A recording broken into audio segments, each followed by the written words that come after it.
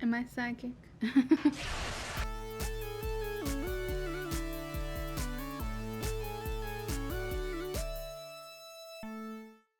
Hello, welcome back to the Miscellaneous channel where we do miscellaneous things. I'm Zeleny. Today I wanted to talk about just like this trend I'm really noticing all of a sudden and I am conflicted about, I guess. I'm calling it now, predicting it now. Not really a prediction because it's already here. Like this trend is already here. It's just we are still in its golden era, it feels like. It looks like the reboot trend that has been going around for TV and movies is infiltrating the music industry. I'm kind of surprised it's taken this long, but I've been noticing a few sort of reboot type moments in music over the past couple of months that are all sort of happening at once, and I think it's gonna lead to the snowball effect of like everybody doing this, just like it happened in TV. If you've been around the past 5 years or so, you know that every successful show from the 90s or the 2000s or whenever has had some sort of reboot attempt. Whether it succeeded or not in actually happening, the fans and everyone tries to make it happen, and if they can make it happen, they do. Like Disney has made live action movies of their most famous cartoons.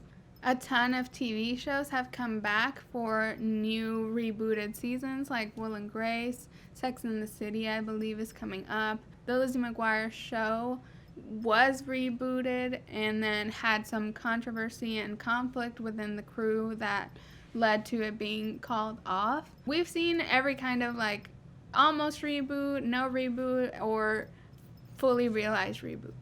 The issue is a lot of the people don't end up loving these results. I think fans of whatever it is, the show or movie, are always excited to experience new content from something they're a fan of, but it often ends up in disappointment. And I don't know if music has the same effect because music is a lot more short, I guess. It's not like this long experience where you have to invest an hour and a half. So I feel like music will have a different response, that it skews more positive than the movies and TV shows do. But I don't know how the quality is going to change as this trend gets more and more popular. There have been 3 instances I've noticed. I imagine there's more, but these have happened like in the last month, I would say. And these 3 are really good examples of like various reasons why you would reboot a song. These 3 examples have very different reasons behind why they happened. But I think if these examples have a lot of success or people keep doing this, like it's just going to become a trend for every artist that has ever had a famous song to reboot it in some way. So let's talk about the examples. So a big one that happened just this past week on Friday was Taylor Swift's re-record of Love Story. So this news has been around for a long time that Taylor Swift is planning to re-record her records in order to gain control back of her work because it was legally like stolen from her, like legally stolen, but she has like no rights to her masters and to her original work. So anytime her old songs get played, the money from that goes to Scooter Braun, who really screwed her over. It's really shitty because it is her content, her work. We've known that she is planning to re-record them, and this is the first release of hers that is a re-record of one of her famous hits, and that is Love Story. Taylor Swift obviously has like a great reason to sort of reboot or redo her old songs. This is just the very beginning for her in releasing this old material. It's actually, because she's re-recording it, I believe they are eligible for Grammys, which is a big deal. Again, another opportunity that other artists might be side-eyeing. If maybe they were up against stiff competition back when that song was popular, maybe they want to try again at the Grammys. I don't know. I think Taylor, who is a huge pioneer in the music industry and the pop music industry, her re-recording this, whether she intended to or not, I think is going to contribute to this trend of like maybe artists re-recording old songs in order to try to give them new life. I really enjoyed the Love Story re-record. She did freshen it up with like her vocals. You see she's more mature. The production's really sharp. There's a lot of potential, and a lot of people really love the song. Like, I love the song from back then, so I loved hearing it again. I think with music, it's less hard to be super disappointed in it because it is just a song, and you know the song already, so you know sort of what to expect with it. Like, Taylor didn't switch it up like completely. It's meant to be a re-record and not like a remix, which we'll get to someone that did a remix. So that was Taylor. I think she is gonna keep releasing these and just like give more and more momentum to this trend. Next, I'm going to talk about Aly and AJ with potential breakup song, Explicit version. So this is a pretty unique case, and I don't know how many people it might apply to, but I think they're also leading the charge with seeing how successful rebooting a song can be. I think the initial catalyst was that the song went viral on TikTok. TikTok is a really great vehicle for songs to go viral nowadays. Random songs, old songs, like there seems to be no rhyme or reason for what goes viral on TikTok, and your song at any point could be next. They use that momentum from it being viral on TikTok in order to see how many people still love that song, and then adapting it to the audience that grew up with the song. Now they're adults and now can appreciate the explicit version. So this was really well done. Re-record, I guess, but explicit, and the fans loved it because it was a song we enjoyed as kids, and now there's a version that reflects where we are now in our lives, if that makes sense. So that could be another reason that artists start to reboot songs or re-record, is due to just becoming viral on the internet and seeing potential in taking advantage of that moment.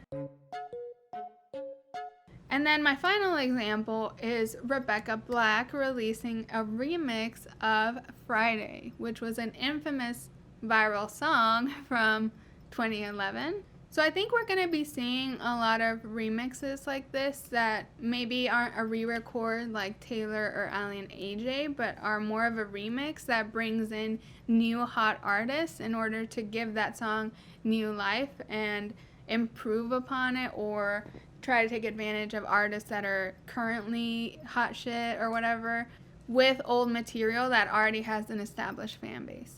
That is the draw of any reboot, is that there is an established fan base already for what you're rebooting. And that's what these executives are after. They like the low risk of having a built-in fandom. You don't have to get it from scratch. Rebecca Black released this Friday remix on the 10th anniversary of Friday coming out. I think an anniversary is like a great excuse to make a reboot of some kind. I think we're gonna see a lot of these 10-year anniversaries. 2009 through like 2013 was like a golden era for dance or EDM inspired music. So I believe once COVID and the pandemic is under control and people are really, really aching to party, there is going to be maybe a revival of this type of dance music. I mean, one can only hope, I guess.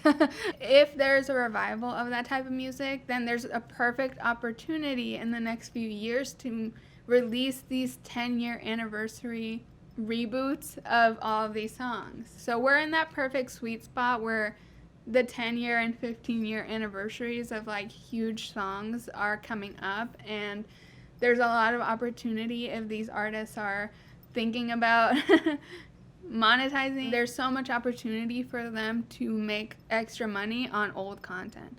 And of course, the 10-year anniversary of Party Rock Anthem will have Doja Cat or Travis Scott on it, or whoever that just makes it like now and hip and brings in young people too. I don't know if this is quite a trend yet or if it will snowball, but I feel like there's big potential for this to become like very common with music artists. There's a lot of things lining up for it to sort of happen, with things going viral so fast on TikTok, with the pandemic possibly ending and maybe bringing back some dance music. So there's a lot of opportunity, lots of like money to gain, honestly, from established fan bases.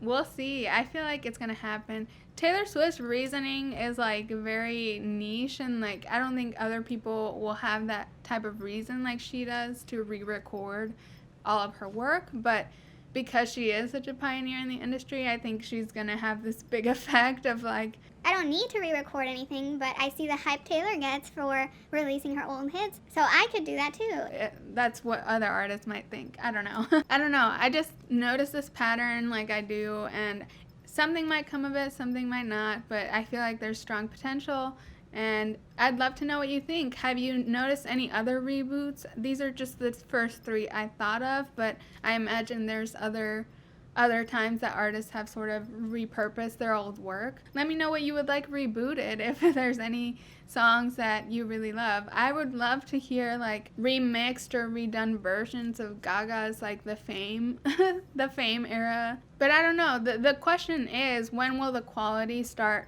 really disintegrating if this does become a major trend? Just like my graph, everything that goes up has to come down. I don't know. I think there's less risk of disappointment with music, but it's still, who knows where this could go.